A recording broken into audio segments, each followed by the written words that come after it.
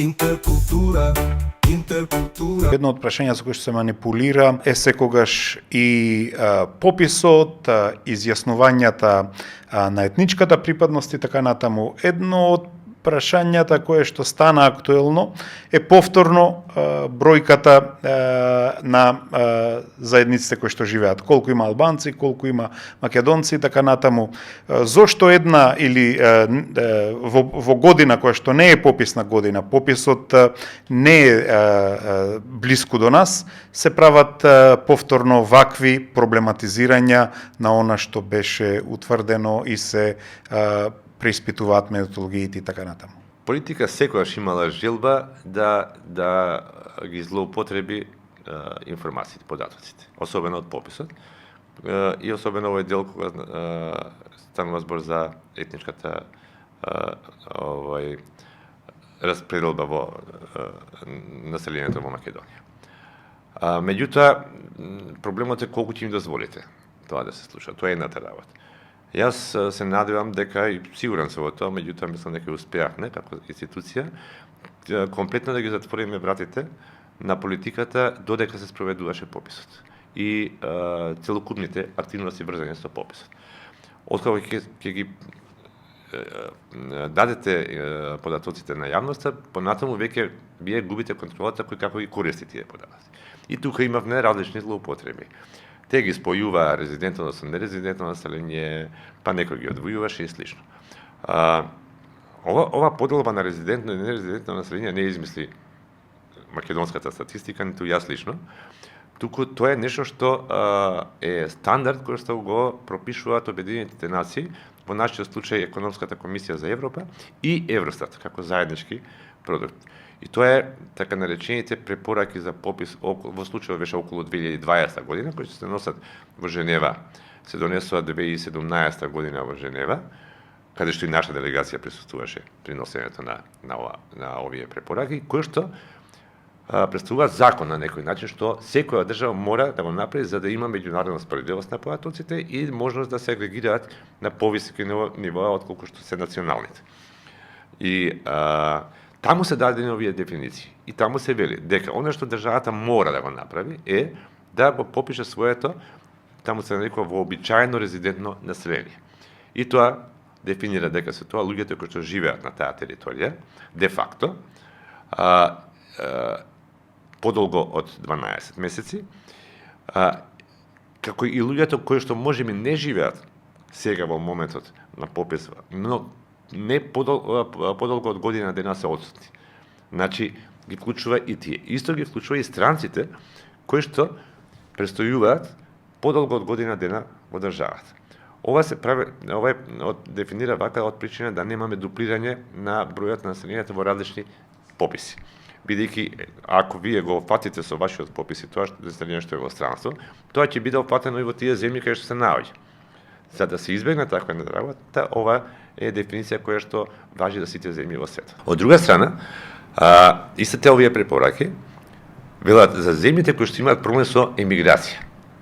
Тие можат, ако мислат дека со тоа ќе обезбедат некој фонд на информации кои ќе им помогне, да соберат информации за лицата кои што се наоѓаат надвор од државата, подолго од година дена, иако е тоа многу тешко да се случи да се опфатат сите лица, бидејќи вие не правите попис надвор, правите во земјата, колку се заинтересирани да бидат дел од пописот и слично. Меѓутоа, можете да добиете одредени информации врз основа на кои ќе оцените какви биле тие миграциони текови, кога се случувале, во кои правци и слично. И тоа ние го направивме. Но вели, овие податоци мора да бидат секогаш прикажани одвоено од она што значи резидентно, вообичаено резидентно население. Токму тоа го направивме. Што не се случува на интервенција, односно на иницијатива на еден пратеник, Скендер Реджепи, Уставниот суд поведе постапка за оценување на уставноста на овој дел и донесе одлука дека не било уставно ова раздвојување на населението на резидентно и нерезидентно, иако не гледам каде во уставот тоа некаде стои, некаде запишано и дека било Ова е чисто статистичка операција, каде што вие, согласно одредени меѓународни стандарди, кои што се пропишани од Обединените нации, ние сме подпишале еден клуб повелби таму во Обединените нации и имаме тие се имаат улога на закон, ако не се лажам, кај што сме должни да ги почитуваме, прво. А втора работа и заради нас. Ако ние ги офатиме, прво не можете да ги офатите сите кои се надвор. Значи, тоа е илузија.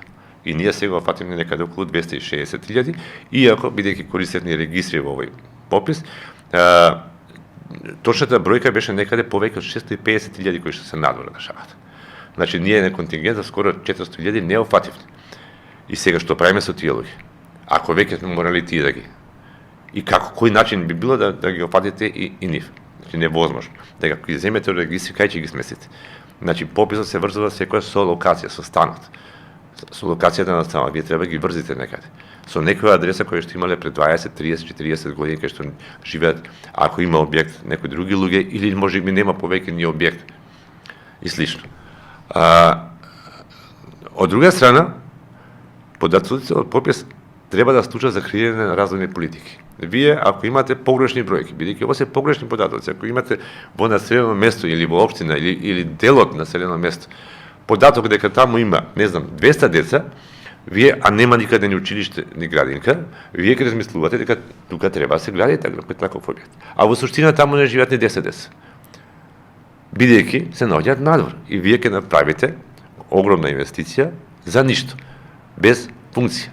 И обратно, некаде кај што има навистина потреба за некаква работа, а согласно овие бројки напумпани со многу повеќе податоци, погрешно исто така ќе инвестираат. Економијата базира на информации за работната сила. Вие, ако сакате да инвестирате, прва работа што ќе гледате, покрај тоа дали имате инфраструктура за движење на стока, суровини и слично, дали имате суровина во близина или немате, првата работа на која се мисли дали имате работна сила. И ако немаме квалитетни податоци за што значи работоспособно население, работна сила согласно сите квалификации и расположива работна сила, вие нема да решите никош да инвестирате, бидејќи не да фрлите огромни средства онака во ветер, никој не сака да го направи тоа. Така да, ова се причините зошто вака треба да се постапува и се постапуваше и во претходните пописи, да се разбереме, никаква разлика немаше ни 2004 ни 2002, па дури и 2011.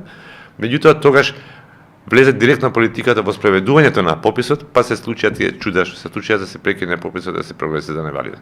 За крај, врз база на сето ова што го кажувате, особено од аспект на развојната димензија, дали оценувате дека, например, образовните политики еве на новата влада се добро насочени, тие исто така презедоа неколку иницијативи кои што се однесуваат нели на тоа дека се намалува бројот на деца во училиштата, а од друга страна има потреба да се создаде нели квалитетно образование. Кога говориме за образованието, јас не би се врзал само со политиките на една влада. Значи, ќе ми простат сите, јас сметам дека образованието кај нас е девастирано целосно и од секој аспект. И од квалитет, да не говориме и од квантитет и така натака. И ова се случува 30 години. Фактички од денот на осамостојувањето на државата, па како го смените системот политички, така се најголемиот проблем се чувствува токму кај квалитетот на образование. Експериментите со Болоња, не знам, во основните училиште, Кембридж и така натака, кога погрешно се имплементираат, никош нема да дадат квалитет. И тоа се гледа од она што се изгледа како производ. Не можам никош да кажем и нема да кажем дека постои човек кој што е попаметен од некој друг. Или ајде да бидам погруп, не постои глуп човек, може да има човек кој што научил или не научил повеќе во живот. Ама образованието, колку ви нуди образованието, толку ќе научите. Се останато е на вас дали ќе сакате повеќе да стекнете знаење, дали ќе сватите дека вие не знаете доволно и ќе треба да стекнете повеќе знаење, и тоа со тек на време се случува, особено кога ќе се вклучите во реалниот свет, да работите некаде, да почнете да го имплементирате тоа што се го учили, ќе сватите дека вас ви треба уште многу знаење. А на крајот тоа кажуваат бројките со овие меѓународни споредби и така натака. каде е нашето образование, каде се нашите универзитети, например, дали ги има на Шангайската листа или ги нема воопшто, а ги нема.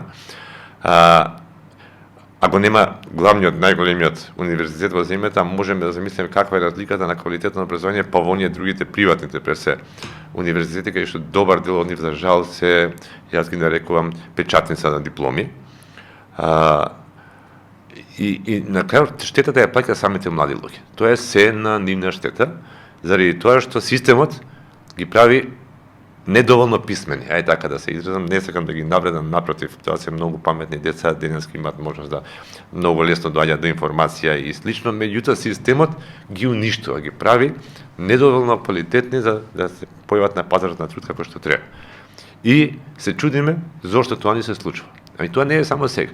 За жал, одиме уште подлабоко со сите политики, со намалување на квалитетот на образованието. Сакајќи секој министер да покаже нешто ново, како доаѓа министер за образование, а ги менуваме буквално, се извинувам на изразот, како чорапи, нов проект, нова метод на овакво образование, нови некои си стандарди кои што ќе воспоставуваме, наместо да се патиме здраво, сите заедно, и има во оваа држава, се надевам, паметни луѓе доволно да тоа го конципираат и го постават нека здрави основи, и да го тераме тој систем на вистина да даде квалитетни кадри.